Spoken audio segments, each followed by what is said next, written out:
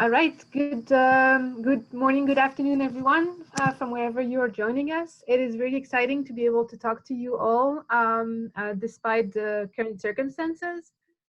We wanted to share a few pictures from our new normal at the Be Informed Partnership, and so our team is still very much active in working. And so, for example, this is a picture of our new lab setup at Heather's home. And now she is helped by her son processing the samples that are still arriving every day. So yeah, we're very lucky to have very dedicated and hardworking personnel, and we all take our mission very seriously. And so there's been a lot of new Zoom meetings in our life. Though we still in the start we've been a very remote team. So I guess we were already partly used to that. So for those that are not familiar with BEP, our mission is to improve colony health. And so we are really trying to act as a bridge between the science and the industry, gathering information from beekeepers, processing it, and giving it back to beekeepers to make it meaningful for them. And so this idea to support beekeepers made us into the largest US repository for colony health data. And so we're all about data, and we believe that informing beekeepers is the best way to help them take informed management decisions. So here are some pictures from our team. So we are, as we said, a very large and happy family. And as I said, we've already very remote from the start. So we have our IT personnel in Tennessee, Mexico, and other places, or the people on the right in yellow are most of our lab technicians at University of Maryland who are processing most of our samples. And then the people in the green on the screen are our field specialists, and they are located in each of the big hub of beekeeping throughout the country, being Texas, Oregon, California, the Midwest. So we are from the start a national-wide organization, if not international. So in order to meet our mission to supporting beekeepers, we are providing different programs, and we are working through different programs. And if you want to know more about any of them, I really recommend you to go to our Be Informed Partnership website, or to join us in some of our other webinars where we will probably target some of those. But we are here today to talk about the National Loss and Management Survey, and this is actually our longest standing effort. So we have been running the Loss and Management Survey since 2007. It's been online since 2010. And in the last couple of years, we have organized the survey through University of Auburn. Jeff Williams and his student Selena have been organizing most of the survey in the last couple of years. So we really want to thank a lot of our collaborators that are helping share the words, because it's very important that this survey try to reach as many beekeepers as possible. This is a voluntary-based survey, so we're very, very thankful for the time that you spent answering this survey if you're a beekeeper yourself, and if you know other beekeepers that might be willing to spend some time answering those questions, please share the word.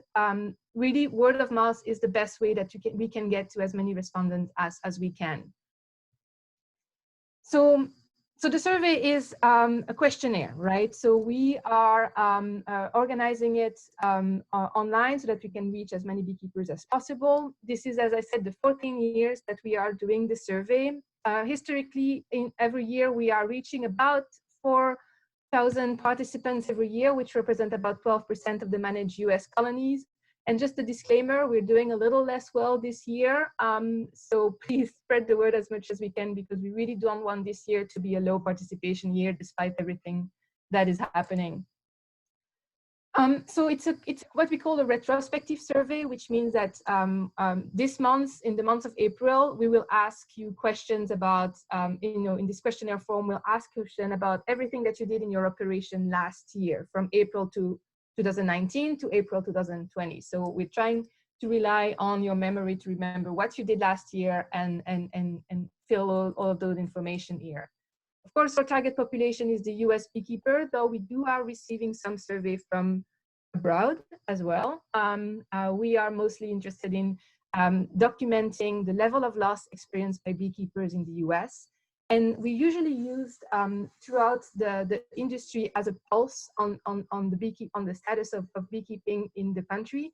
So every year we can say, we can document the level of loss, and we can see if there is, if the situation is getting worse or getting better. And basically what we see is we have this pulse on the industry, and it's really used throughout the industry by other researchers to really indicate the level of stress that is experienced by beekeeping, by bees, and why it's important to keep researching all of the issues that can affect honeybees throughout the country. So yeah, we're asking a lot of questions about the beekeepers and its management. And so the idea is that originally we wanted to just focus on loss, right? The first couple of years, we really focused on the loss survey. And then I think after a couple of years, we added the management survey, in which we actually asked management practices as well. Because as I'm going to be able to show you, we really thought that one of the ways, we know that bees are struggling and are facing many different stressors, but one of the ways that beekeepers can actively help their colonies is through management, right? There is not a lot of stressors out there that beekeepers can actively manage. So there are stressors out there that beekeepers cannot manage, but through management, we can impact a lot of the health of our colonies. So anything we can do to reduce the stress on the bees are making them more resilient for other stressors that they're facing. So the survey is online now. It went online on April 1st, and it's going to stay online for all the months of April. So please go to beinformed.org to participate and make your voice count and participate in these research efforts. We really appreciate your help. All right, so this is the primary result from the loss and management survey. So this is our loss figures, and this is probably the figure that is most widely shared and cited from our survey. Every year, we are showing the level of loss experienced by beekeepers on average in the United States. So on the axis here, vertical axis, you have the loss rates experienced that year for every year, and in yellow you have the winter loss. And then a few years in, we added the calculation, not just winter, but annual, so throughout the season, summer and winter combined. And then every year we also ask beekeeper what they consider is the acceptable level of loss in their operation, and so this is reported as well.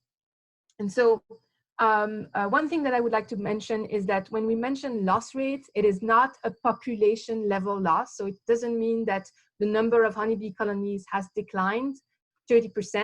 We actually know from an independent survey that the total number of colonies in the country is relatively stable every year. There is fluctuation from year to year, but it's overall pretty much stable at 2.5 million colonies in the country. What we are saying here is that there is a high turnover of colonies, meaning that colonies are dying and need to be replaced. And beekeepers are pretty good at replacing their loss, which is why the total number of colonies remains stable, despite the fact that there is this high turnover of colonies from year to year. So last year, 2018-19, that winter was the highest winter in terms of winter loss that we recorded in the survey since the beginning of the survey. And so we are very interested in knowing what this year is going to bring about in terms of winter and annual loss. So one thing that you can note is that though last year was the highest winter loss on record, the annual loss was actually on par with the year before, which meant that this year, that year the summer loss was for example, better. So it seemed that last year, most of the colony died over the winter, and then the one that made it to the summer as well, right? So those are our interesting observation from year to year. We can usually see that we tend to have high level of loss year followed by year of lower level of loss. So again, it's interesting to keep this pulse on the industry and knowing where we stand in terms of the number of colony loss in the country. I just wanted to point out that all of the results that I'm mentioning are available online. So if you go to the research.beinformed.org, you can look at the loss map and then the management survey results. And so if you're interested in results specific to your state, please don't hesitate to go online and look at those data. The historical level of loss for every state since the beginning of the survey is published on this link. So who are our participants? So we have participants in our survey that represent the whole range of the industry, from backyard to commercial beekeepers. And so what we typically consider those operation type is we regroup into backyard beekeeper, any beekeeper that manage between 0 and 50 colonies on October 1st. Sideliner will manage between 50 and 500, and commercial, we group into commercial, any beekeeper that manage over 500 colonies. And what you can see here on the right is that, first you can see here on this graph, imagine that those are kind of like those age pyramid graphs, but on the side. So you can see where most of the beekeepers are grouped. And so you can see for backyard beekeeper, most of the beekeeper manage a very few number of bees, but then it trails off towards the 50. And then sideliners the same. Most of the sideliners manage between 50 and 150 colonies. And then most of the commercial beekeeper will manage between 500 and probably something like 1,000 or a couple thousand colonies. So this is something that we know from the beekeeping industry. So we have this very contrasted industry, right, where we have most of the colonies in the country, 88% of the colonies in the country are managed by only 2% of the beekeepers. And reversely, most of the beekeepers in our country, 95%, are small-scale beekeeper, but altogether they only represent 7% of the colonies in the country. So we are really addressing this wide range of beekeepers in front of us, with most of the beekeeper being small scales, but most of the colonies being managed in very large scale operations. So one of the things that we can look at is what the reason that those beekeepers are keeping bees, right? And so I'm going to show you a couple of those. I call them bubble graphs. So imagining them as sparkling water with the bubbles rising to the surface. And so the idea is the larger the bubble, the higher they are, is the most important they are in the response for that category of response. So backyard beekeeper, this represents on the vertical axis the proportion of their colonies. So most of the colonies owned by backyard beekeepers, those backyard beekeepers have reported that they're keeping them for enjoyment, right? So those are the reason why those type of beekeepers keep bees. And so we can see that backyard beekeeper mostly keep bees because of enjoyment, honey for personal consumption, and honey for sale. Sideliner, which are those intermediate category between, just a second.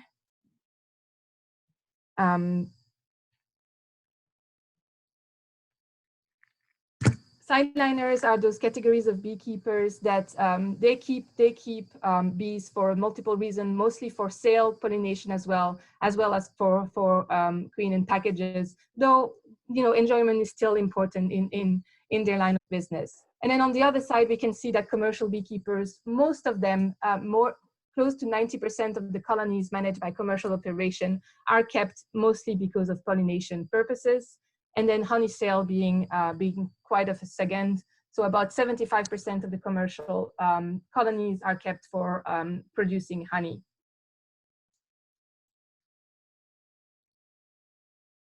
Another thing that we really looked at on our data is the number of years that people have been keeping bees. And so we can see that for backyard beekeeper, a lot of the backyard beekeepers have been keeping bees for less than 10 years. Actually, most of them, 50% of the backyard beekeepers, have been keeping colonies for less than 5 years. When we look at Steinhauer beekeepers, they are on the intermediate range, and most of them have been keeping bees for less than 18 years. And then the commercial beekeepers are those beekeepers that most of them have the largest experience, with the median being 37 years. And you can see that some of the respondents in our survey are kept here for as long, as high as 75 to 80 years. So we're very proud to know that we were able to reach them, and they were willing to take the time to answer our survey as well. That is definitely a definitely high number of experience in age represented in the survey. One thing that we ask beekeepers in our survey is to report their perceived cause of colony loss. And so, we ask them to say what is the most important cause of colony loss in their operation that year. Of course, this is self-reported as anything else in our survey, meaning that we don't have a confirmation of the cause of loss of the particular colonies, but we can definitely see what beekeepers interpret being the most important cause of colony loss in their operation.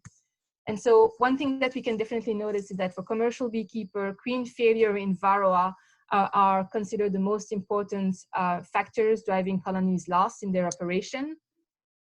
For sideliners, Varroa and queen failures are also cited high, with as well colonies dying from starvation and colonies being weak in the fall, which is kind of a term meaning that they arrived in the fall being weak and didn't make it to the winter.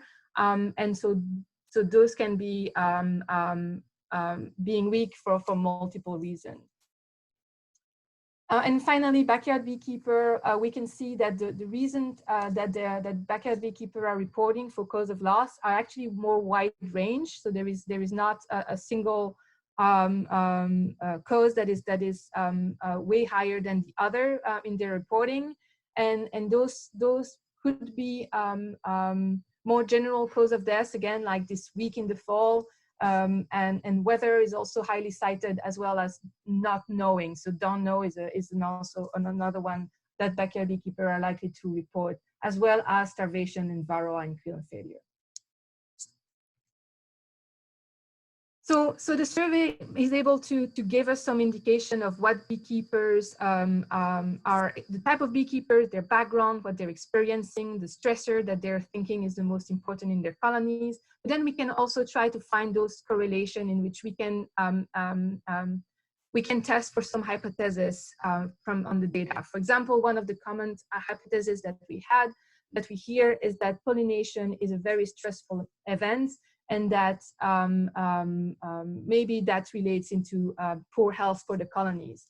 And so one thing that we can look at using our survey is testing those hypotheses. And so, for example, here I'm showing you sideliner and commercial participating in the pollination event in California. And so, of course, sideliner, only 25% of the colonies kept by sideliner operation actually pollinate almonds. So it's only a quarter of the colonies for sideliners that are sent to almond pollination. In contrast, most of the commercial beekeepers send their colonies for pollination. So just keep in mind that a large portion of the commercial colonies kept in this country are sent to pollination in California.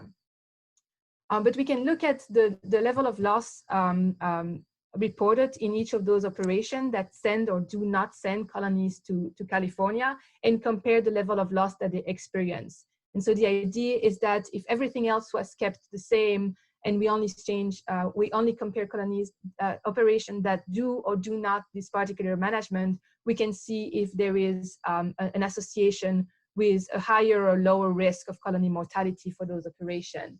And for example, one thing that we notice here is that beekeepers that do participate in California pollination of the almonds, they actually tend to report lower winter loss. Of course, lower is better, right? We want lower loss. So it definitely does not seem like participation into California almond pollination is associated with a higher level of winter loss, to the contrary. So those are interesting things that we can do, just testing those hypotheses and then seeing if we can find some of those management practices that are associated with higher or lower level of risk. And so before continuing, I wanted to ask, I wanted to reiterate that most of this information is available online. And so I was curious to know what results were you most interested to see. And so I think Annette will launch a second poll for you to decide which of a series of choice in question, and so that I would be able to demonstrate this data explorer with you and look at some of those data together. Okay, so we have a couple of polls real quick we're going to do. We have 3 questions. This is our first question.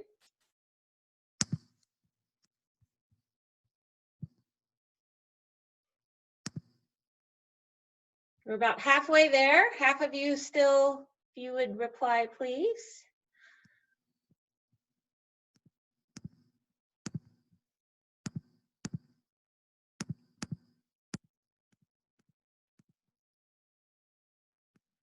Okay, we have about 75%, so I will end the poll here, share the results. And that'll be helpful for Natalie when she's showing.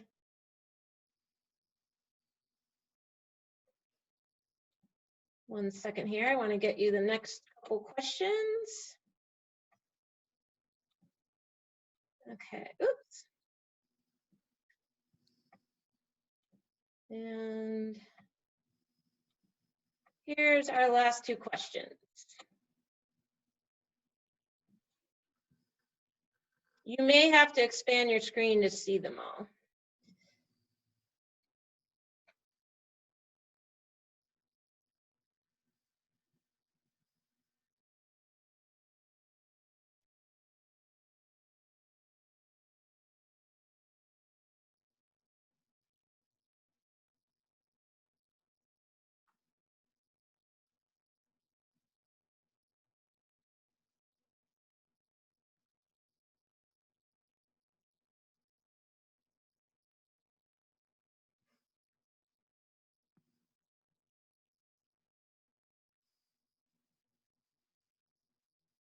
About 5 more seconds to get your entries in, please.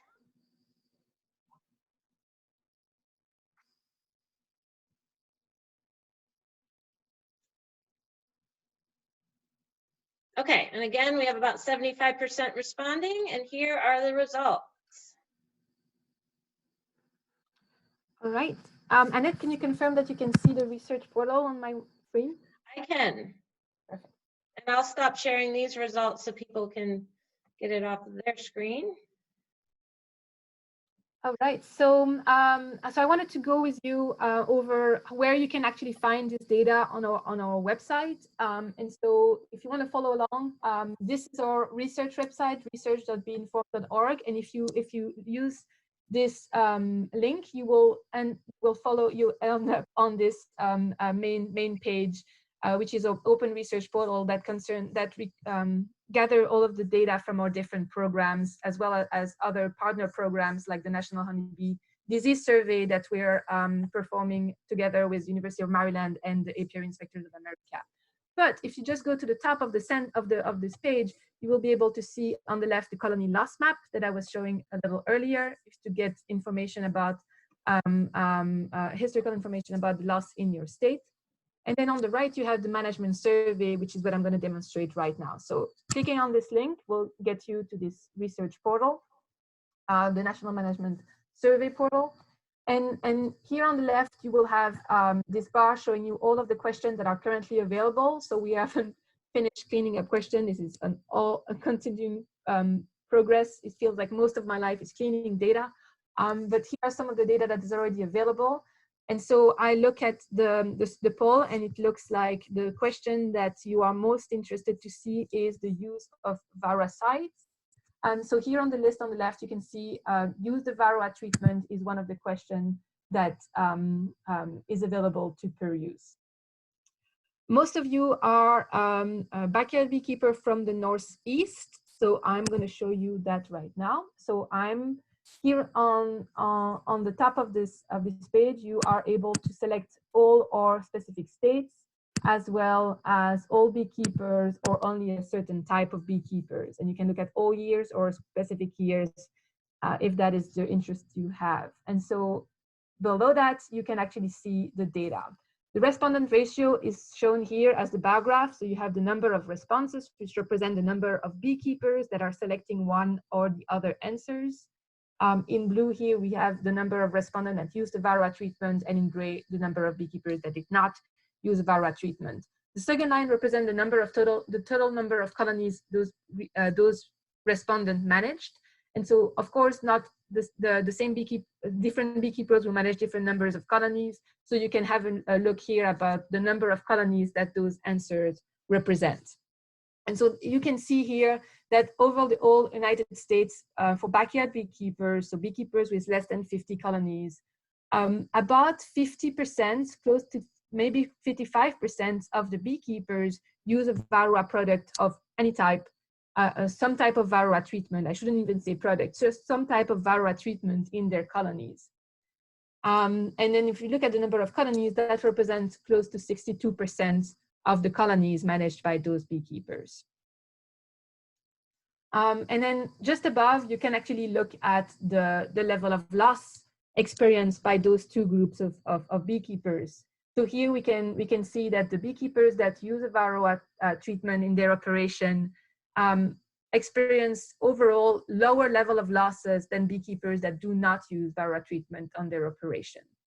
And so this is something that we see year after year, and holds pretty true no matter what region you actually look at. So if we are interested in the Northeast, let me select states from the Northeast. Oh, I missed one. I think I have all of them. Am I missing anything?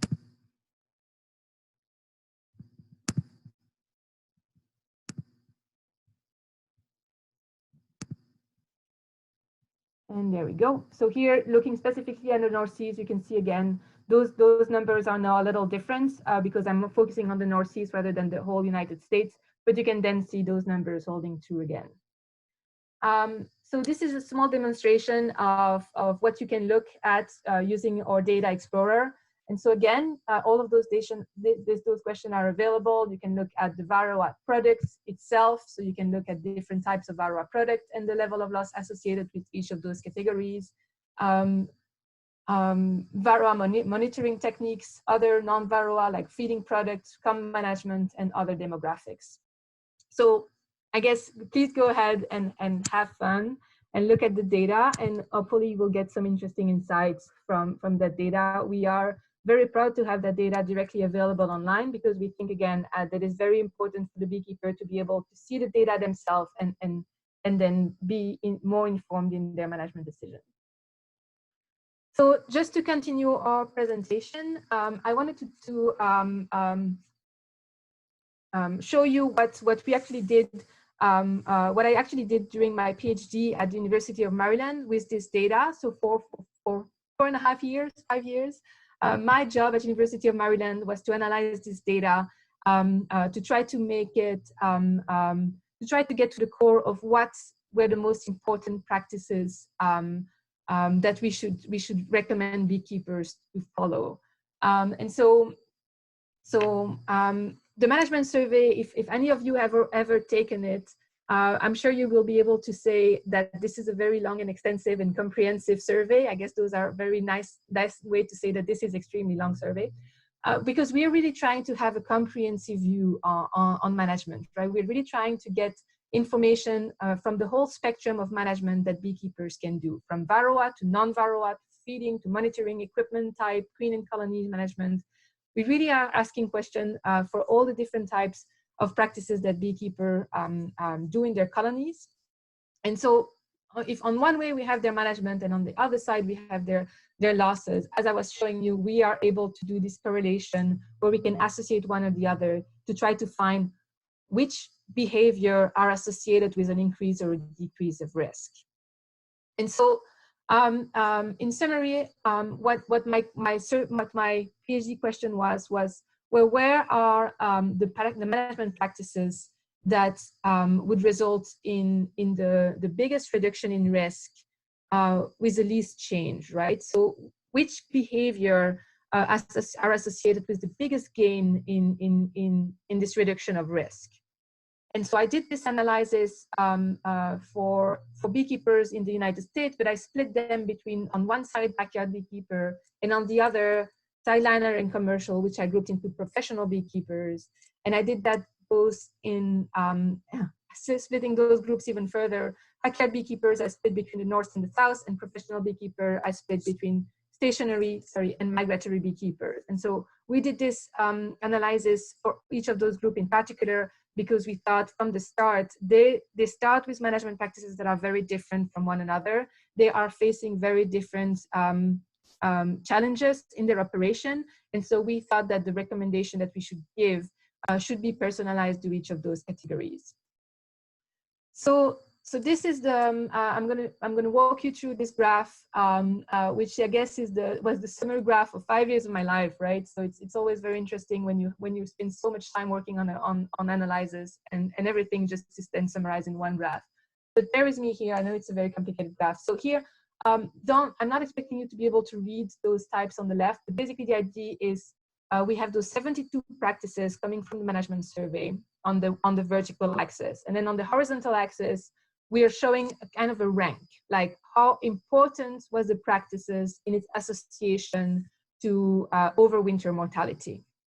And so the idea is that we had practices with a very high rank on the left and then very low rank on the right. And here's how all of those practices were ranked. And so basically on the bottom left, we have the really important stuff, right? The practices for which different behavior were associated with very different risk in colony mortality. And then on the other side, we had practices for which they were not very strongly associated with a reduction in risk of colony mortality. So this really allowed us to really focus our effort, right? Prioritize our extension effort to the really important stuff. So we can now have a look at what those practices are and in particular. So before I go any further, this is the summary of those top 5 practices for each of those groups that I mentioned.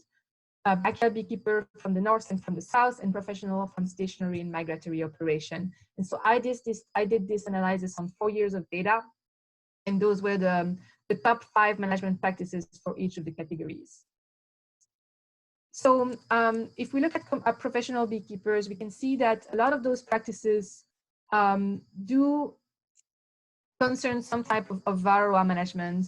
Interestingly, what we thought was very interesting in that for migratory beekeeper, it wasn't varroa treatment that came to the top, but actually varroa monitoring. And when we look at the data further, we found that this is actually interesting because most of them treat, but not a lot of them monitor. And so it was very interesting that our work or index or model was able to pick up that most of the improvement in practices that those groups could do was to actually start to monitor in addition to the treatment. And so we think that might be able to indicate treatment failure or treatment that were done too late, or all those problems which could be associated with a reduction in efficacy of the treatment itself. But overall, you can see that there are different practices for each of those groups. And so what we came out from this analysis was that there is a lot of variation for stationary and migratory beekeepers, because when we look at their management practices, they were basically starting from a higher level of quality according to our model. So they're starting already with a head start. They are doing better practices than backyard beekeeper. They are overall already performing better. And so in order to get them to the next step of performing even better, we really need to work one-on-one with them to give them personalized recommendation. For backyard beekeeper, on the other hand, if you actually look even north and south, 4 out of the 5 management practices were the same for the 2 regions. So those were very stable throughout the backyard beekeepers. So basically the idea was that we are able to give backyard beekeepers 4 or 5 recommendations that are mostly applicable to all backyard beekeepers. And a lot of the backyard beekeeper would be able to benefit from those recommendations, even though they are very large scale recommendations. So we thought this is definitely an opportunity for extension here, because that means by changing those form management practices, we are going to be able to improve the odds of backyard beekeepers by just really focusing our efforts on those practices. So which are those? Let's have a look at what the beekeepers are reporting, and then what our model identify as the best practice for each of those categories of practices. The first one is, how do you treat dead outs in your operation? And so if you have a dead out in your operation, and of course we're talking during the active season, right, not in the middle of winter, there are different things that you can do. So some beekeepers, when they notice a dead out, will directly reuse their equipment. They will split a colony into it, or they will use the equipment and put it on top of a live colony. They will basically make sure that there is always bees on that equipment, right? By placing new bees into it, placing that equipment on top of a living colonies, just make sure that this equipment is directly reused. Another practice that is also used is to just directly store the equipment, probably for later use, a couple of months down the line. So bringing that home and then storing it for later use are typically the two big categories that you can do with dead outs. And so here on the left, you have this bubble graph again, which shows the popularity of the practices, right? The higher the bubble and the bigger the bubble is the most frequently that practice is used by the different groups. And so we can see that storing equipment is definitely one of the most important practices that is used. And then this immediately replacing is very, very barely used by backyard beekeepers. And it's used a little more by commercial beekeepers. But what our survey found was actually this is the best practices, is that if you immediately replace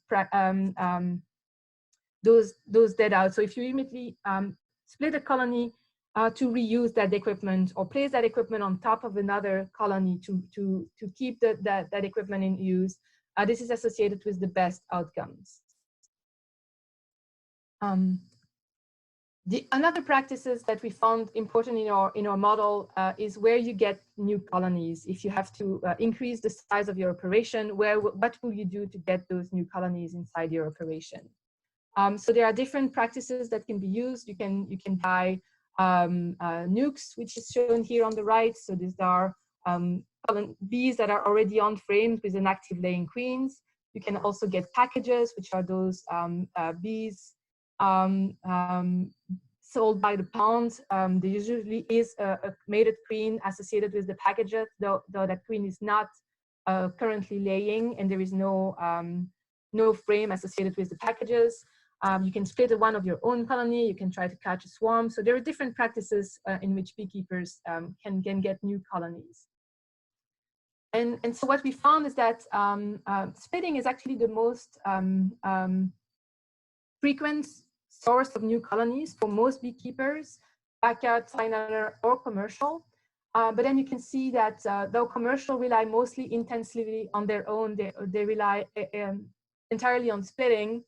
Backyard beekeeper also rely on other practices, and packages being probably one of the most frequent external source of colonies, right? And then when you look at the level of loss experienced by each of those operations, what we find is that splitting your colonies is definitely the best practices. It's associated with the lowest level of colony loss in those operations. And packages is probably the worst practices. Although it's a very important source of colonies for backyard and sign-in beekeepers, it is associated with the higher level of mortality. And we think that intuitively this makes sense, because when you buy packages, those colonies are probably going to spend a lot of their time to get installed. If at the same time you're starting on new foundation, there's going to be a lot of energy into building that wax. So basically what this means is that we're not recommending you not to use packages, right? Most of the time beekeepers that use packages is because that is how they can get started. And they don't have the option of splitting, right? If you don't have any overwintering colonies.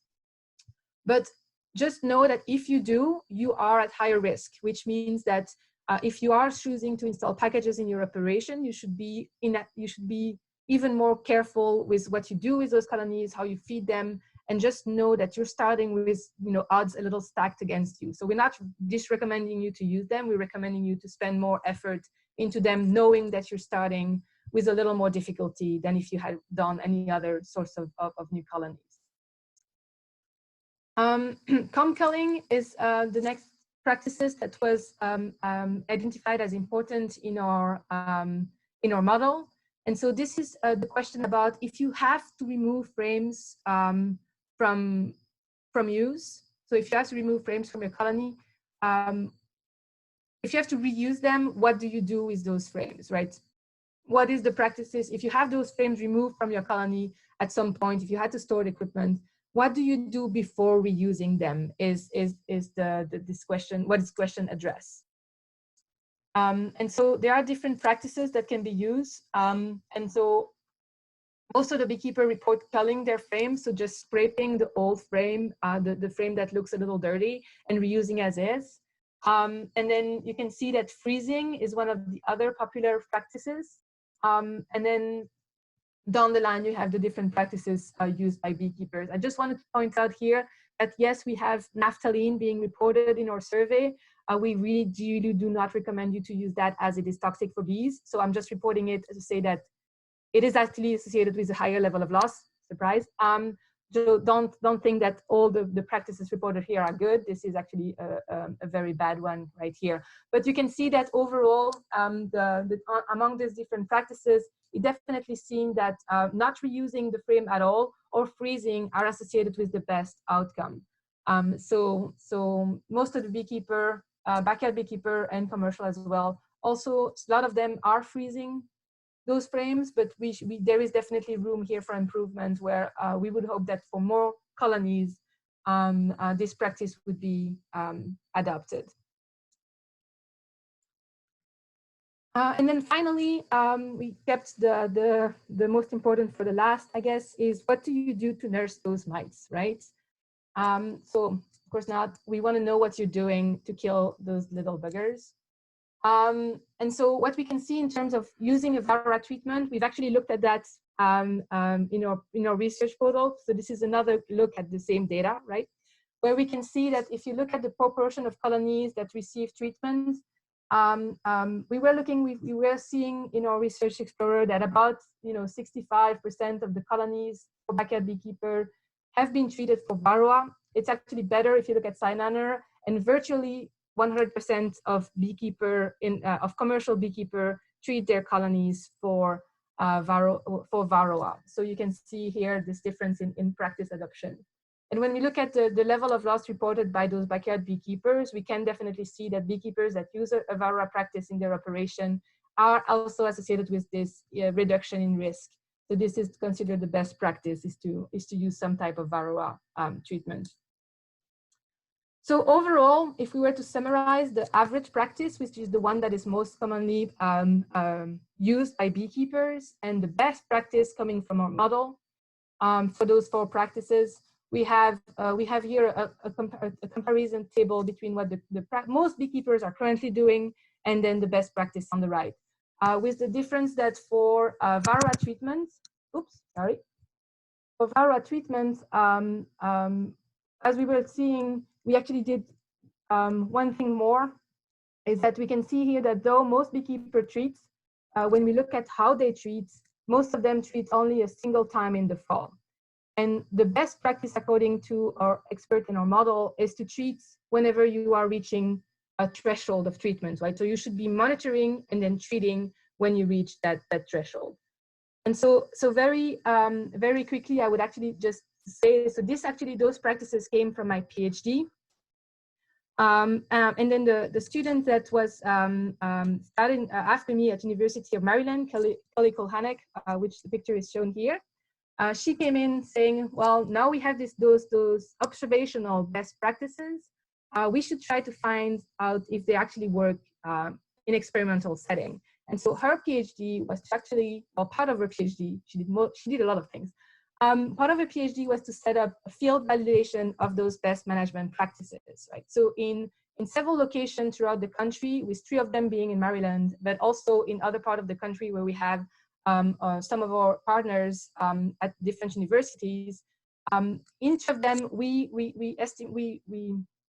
installed 20 colonies, 10 of them being treated with those best practices, and 10 of them being treated with those average practices that backyard beekeeper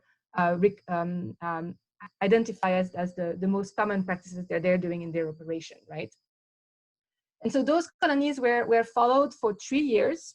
And every year, Kelly went and sampled, well, she sampled the one in Maryland, we had help for the others, right? But so we sampled those colonies 6 times a year for 3 years. So altogether, that represents more than 2,500 samples. And we followed those colonies for varroa, nosema, and different viruses. And of course, we had other type of health metrics like mortality, queen status, brood pattern, and frame of bees, which represents the size of the colony. And so Kelly actually defended last week. So it was a very interesting experience in which I guess it was a first for the department where we had a defense on Zoom. And she succeeded, and so we all had a happy hour on Zoom to celebrate the fact that she graduated. So she's now Dr. Kulhanek, and she allowed me to show some of her results in this presentation. I'm going to focus on the ones that show the difference. So just as a spoiler, I guess directly I can tell you that there were no difference in queen status, brood pattern, frame of bees, and nosema. And so what she found after 3 years of results is that the varroa load in those colonies actually differed, and that here you can see on the vertical axis the infection rates of varroa. So those higher is worst, of course, and this red line represents the 3 mites per 100 bee, which is typically used as a threshold above which we recommend treatment. And according to our best practices, every time that colonies reach that 3 mites per 100 bees, that yard would be treated in the best yard. And then the sampling round represents the different months of the active season, knowing that, because we were in Maryland and Tennessee and Minnesota, that month differed, but basically the first sampling round was sometime in the spring all the way to the fall, 6 months later. And so what we can see is that overall, over 3 years of data, there were differences in that for most of the year, the level of varroa in the colonies treated with the best practices was lower than the level of varroa in the average practice yard. But though we do notice this homogenization in the fall, which is actually something that Kelly took one step further and investigated more. But one thing that is very important to realize is that even though they seem to homogenize in the fall, those best yard, because they were above 3 mites per 100 bees, would have received a very critical pre-winter treatment at that time compared to the average yard, which only was treated 1 time in the fall, so would not have received a second treatment at that time. So the most important result that she found was that the moment that those colonies passed the threshold, past this 3 mites per 100 bees, was actually 1 month earlier in the average yards compared to the best yard. So those colonies in the average yard were above threshold, so with higher varroa mites and higher pressure from varroa for a longer time, from earlier in the year, in the season, and for a longer time overall than the best yard. And we think that that had actually consequences in terms of the virus. Thankfully, she also sampled. So here I'm showing you the result for the deformed wing virus, or DWVA. And so again, on the vertical axis, you can see here I'm showing the prevalence, which is the percentage of the colonies that has the virus detected in that colonies. And so this is basically to show you the potential for disease, right? How many people are infected with the particular disease. And you can see that those levels were very comparable between the average and the best yard. So it means that the potential for being sick was the same for the 2 yards. But if you looked at the intensity of the infection, which is now shown in this graph, in here we have the average copy number, which represents the infection rate. So how the number of viral copies into the individual, so how bad the infection was, the load of the infection. We can actually see that for in the fall in particular, the level of the infection of those colonies were really higher for the average yard than for the best yard. And we think this is a direct consequence from the fact that those colonies were at higher level of varroa from earlier on in the year, meaning that those viruses were transmitted by varroa earlier in the season, and were able to build up throughout the season to reach those high numbers in the fall. Those numbers, so I'm showing you DWV, but we actually found the same result for acute bee paralysis and then DWVB, or the varroa destructive viruses. So those were consistent results as well. And then finally, in terms of mortality, so as I said, we followed those colonies for 3 years. And then after the first year, from which they were all installed from the same packages, right? That very first year, there was no difference in mortality between the two stands. And then after the second year and the third year in which we applied those management practices, we can actually see that slowly and slowly, the average yard was doing worse every year, and the best yard started doing better every year. So then those differences started to like separate, and by the third year, we had a very significant difference in which the level of mortality in the best yard was significantly better than the level of mortality in the average yard. So it took time for those. We think it took time for those benefits and consequences of bad management to build up. But we really think that basically applying best management practice will, after a while, compound into making those odds better. So in conclusion, we think that if you have the opportunity to try some of those management practices in your operation, we really recommend that you do. And if you do, just be patient, because as we said, it takes time for those results to actually compound. We think that those benefits will finally rise, but it might take a couple of years to actually be able to see the improvements, the overall improvement in health in your colonies as you do. Again, monitor is a very important part of practices. You have to be able to identify a problem before being able to treat it, right? So being able to identify problems early on is part of a good management strategies. And then, yes, you will probably most certainly need to treat more than one time per year. If you do, just knowing the prevalence and the problem that varroa pose in our country. So with that, I really want to thank a lot of our sponsors and collaborators that have made some of those projects possible. Not only the survey, but then using the survey to draw on hypotheses that can then be later tested and in field experiments as well. And I would like to just put a couple of teasers. This is in 2 weeks. Dr. Kulhanek will present in this webinar a result from the Sentinel Apiary program, which is another one of our very famous programs at the Bee-Informed Partnership. So I really recommend all of you to come back in 2 weeks to see some very interesting results from Dr. Kulhanek. Great, thank you, Nathalie. So we are on the hour, but if people want to stay for a few minutes, we have a couple questions, actually a few questions that have come in through the chat. Kelly was on the chat. She used someone else's a registration link, so it looks like it's from Anne Marie, but it's really Kelly responding to a couple of those questions that were Kelly specific. But some of these other ones I'm going to have Eric read above that came in, so that Nathalie can answer some of the questions that came in around 10 till the hour. I'll turn it over to Eric. Well, hello there.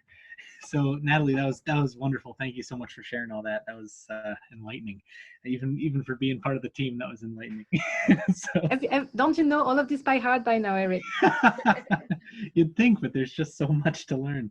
So hey, so we had a couple of questions come in about culling frames. The first was a question by Susan, and she asked, how often do you suggest culling frames? Yeah, so in particular, we are recommending that anytime that you have to take frames out of use, right? If anytime you remove frames from colonies and you store them for any reason, you should freeze them before reusing them. And I think if I'm not mistaken, the recommended practice is to freeze them for a couple of hours. And that is just a good overall practice, because that is how you get rid of a lot of those pests that can otherwise take over stored equipment. So you should freeze them before storing them for a long time, so that they don't being taken over by those little pests and scavengers. And then you should freeze them again just before replacing them on a new colony. Awesome. And then the next question was, this actually came in from Emily and Kim. They were wondering, what is the difference between culling and did not reuse in the results? Yes, so not reusing means that those frames that would be taken out of production from any reason would just simply not being reused. So I'm guessing those beekeepers might reuse the wax, but they will not be placing those frames back in any colonies. Culling is something that would be looking for inspecting frames and then removing the ones that are broken or very dirty, and so doing kind of like a selection on which frames to reuse or not, and then probably scraping some of the part of the frame that are very old or damaged. So that is what that was in this graph. That is what the distinction represents between the keyword culling and the keyword not reusing. Awesome. So the next question was from Philip, and he was wondering if there's any information on best practices on frame type. So frame type, the type of frame used, are you talking about the type of foundation is probably what the question relates? Yes, plastic foundation. Correct. So we actually asked that question in our survey. So that is one of those 72 questions that you could see on the axis, is the type of foundation. So, we are reporting the use of plastic versus wax versus some type of other foundation. And so it is part of our survey. It just didn't rose as one of those most important practices, right? So we don't mean that it doesn't matter. And if you have a preference and it seemed to work for you, by all means, continue what you're doing and what works for you. It just didn't seem to be, at least for backyard beekeepers, for any of the type, but it didn't seem to rose as the top 5 practices for which recommending a change in behavior would be associated with a reduction in risk. I'm not exactly sure if it's part of the question that are currently on the Explorer. I'm just having a look right now. But it is definitely one of the questions of our survey. So at some point, it should make it to the Explorer when we have time to go back and clean more data, right? But it is not currently on it, but it is. It will probably make it at some point. I don't know that I have a deadline on when, if you're interested, but. Wonderful. And so the next question comes in from Anna Heck. Hey, Anna. Hey, Anna. She's from MSU. And she was wondering if, from what we found, the mite threshold changes to lower numbers in the spring. I believe that's correct. Yeah, and so that's one thing she had mentioned. Honeybee Health Coalition recommends intervention at lower numbers in the spring.